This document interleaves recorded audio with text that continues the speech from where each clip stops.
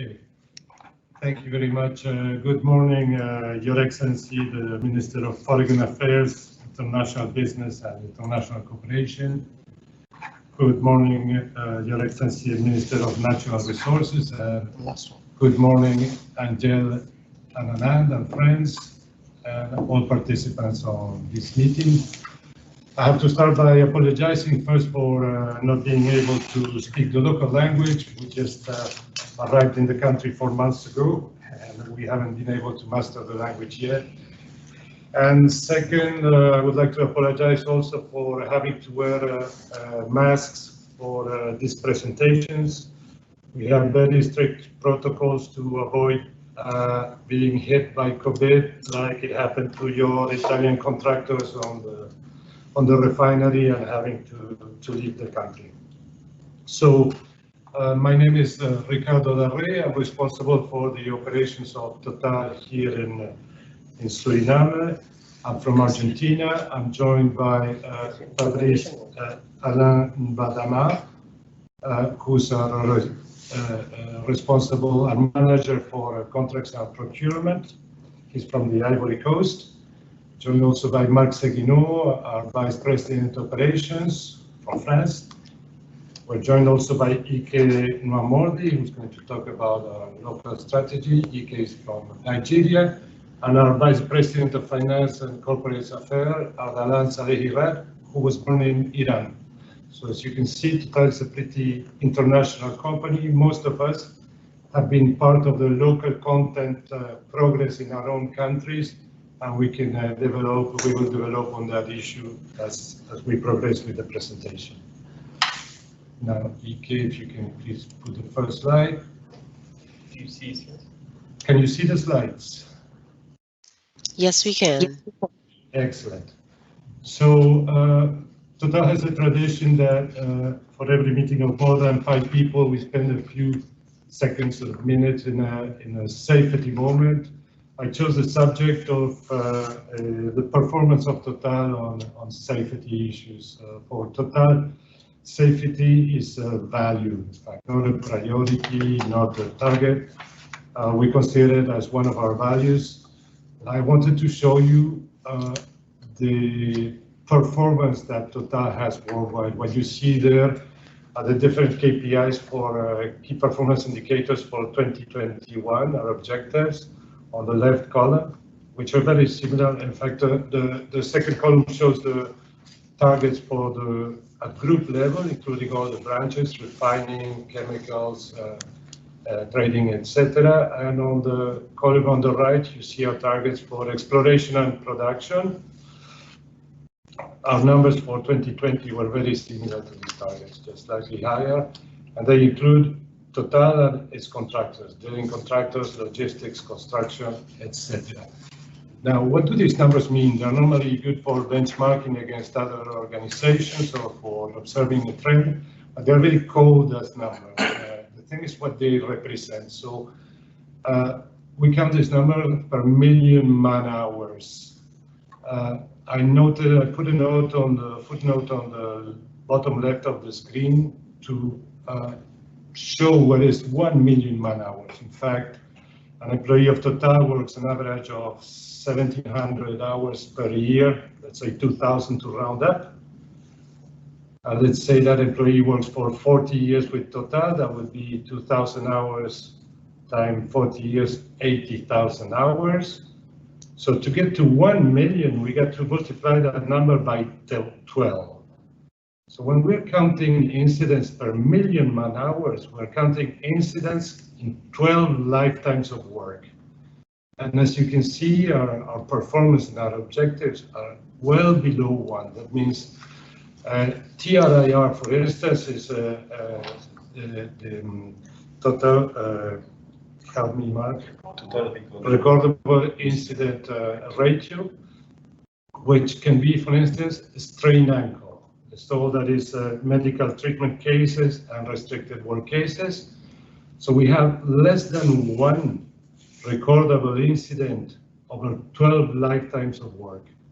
Same for LTIF. LTIF is lost time incident frequency. And lost time is determined if the employee cannot return to his position of work within 24 hours of the incident. And we get less than, roughly around 1/6 of lost time incidents in 12 lifetimes of work. So to resume, I would say that probably working for Total on a drilling rig or on any operation, it's probably safer than driving a taxi in Paramaribo, for instance. I'm pretty much convinced, and I would be very happy if my children, for instance, would work for Total, because I would know that we were working under a very, very safe scheme. Now, I'm sure that Stasoli and Anand can confirm that you have a very strong performance on safety issues also. Every contact I had with the personnel from Statoil observed behavior towards safety as a value also of Statoil. Of course, we're cheating a bit. We're a company that is strongly offshore. Offshore, though, you work with machinery that is heavy and out of human scale. You have little land transportation, which is a very strong cause of incidents. So that is the safety perspective I wanted to show you with regards to Total. Now, Ike, if you can move. Thank you, Ike. First, short definition of Total. We're a major energy player. We have started since the last I would say 2 years, a large shift in our energy matrix, where we're moving from hydrocarbon fuels to low carbon electricity, mainly in solar energy and wind power. Just as a reference, this last year, 2020, Total spent twice as much money on renewable energies than in oil and gas exploration. Over $2 billion spent in renewable energy and around $1 billion spent in exploration for oil and gas. Oil and gas still continues to be a large proportion of energy matrix. Today, Total feeds the planet with around 1.5% of the consumption of oil and similar numbers for gas. We are around 3 million barrels of oil equivalent in production from hydrocarbons, roughly half from liquids and half gas. Now, on the second paragraph on this slide, we're very happy to be part of this 100,000 employees.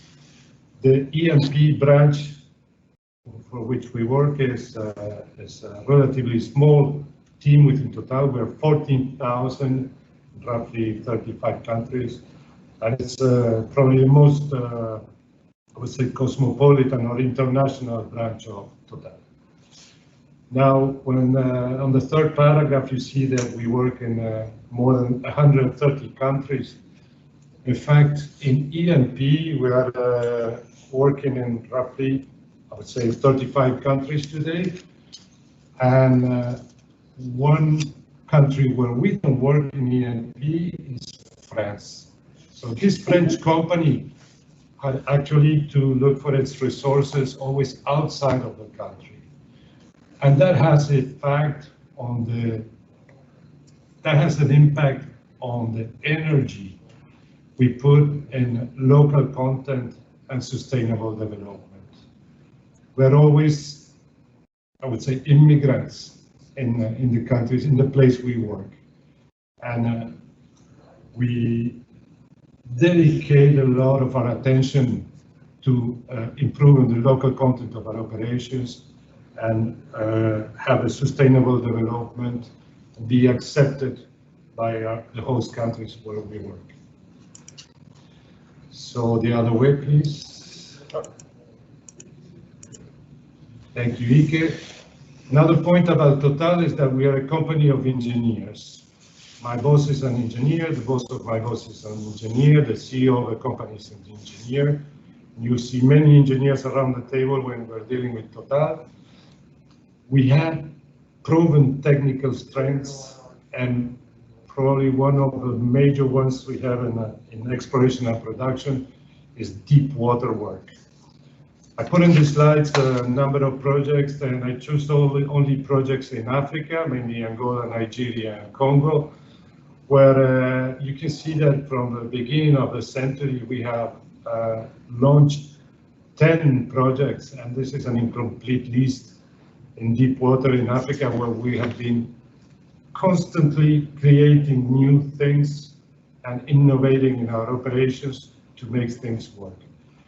In particular, in fact, my engineer qualities are not as developed to explain the progress we did on each of these developments, but I can highlight you on the top right, Pastor Angola, we managed to set separators to separate gas from liquids in 1,000 meters deep water and improve the flow assurance of the hydrocarbons to surface.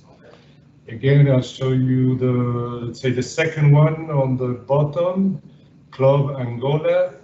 We managed for the first time in the planet to install in deep waters pumps that can move two fluids, liquids and gas. That was an extraordinary breakthrough in the technology. In fact, the next box on Moho Congo, I think it says that at the moment, 2017, if I read correctly, we installed the largest multi-phase pump in the planet. So we're bringing technology to every project we do, and I don't think Suriname will be an exception. To do all this, we're working with 2 rigs currently. The drill ship you see at the top on the photo is the Suncroft, which is operated today by Apache and is going to continue working for, I would say, a few weeks still until it finishes the Keskesi well. And the other photo is a semi-submersible catamaran type drilling vessel for deep water, the Maersk Developer, that the team of Mark put into action in the very first days of February, and is currently drilling the first appraisal well in Sapakara West. And I understand, Mark, that last night you were cementing the 14-inch casing at 2,700 meters. So it's 800 meters of water, and we're going to start in a few days to enter these sand bodies and evaluate their characteristics, as I mentioned before. In parallel, the team of Mark is mobilizing a 3rd rig that I would say replaces the rig currently finishing for Apache. It's a drill ship that is today in Aruba doing the last acceptance test. It should start sailing to Suriname on the 6th of March, roughly on Saturday. Has 7 days to navigate. You will do the acceptance test for the BOP in one of the abandoned wells in the field. And if all goes well, and I touch wood, Mark should start to be drilling on the location of Sapakara, also searching for some results in Kwaskwasi around the 15th of March. So we will have 2 drilling rigs working in the second half of March, and if all that we find is nice, it will be working here for the long term. Another thing we're doing, thank you, Ike. Yes, please, next slide. You see there in the red lines the contour of the blocks, the line separating the border. The trapezoid shape you see in the center of the image is block 58. And we're going to throw 3D seismic surveys to analyze the positional characteristics of these sand bodies with higher accuracy in order to set the position of our appraisal wells and our future development wells also, and our future exploration wells in a much better location compared to what we can do now with the seismic we have. This is also another major investment in the range of 40 million. Please don't pay attention to the planning on the bottom of the slides, because we have to move the operation a little bit later in time for a number of reasons. Another thing we're doing this year in Suriname, please, Ike, next slide, is a number of investigations on Block 58. These activities are all, I would say, 90% addressed towards our capacity to develop, fast-track the development of Block 58. It's a number of technical analysis, geophysical measuring of the characteristics of the seabed.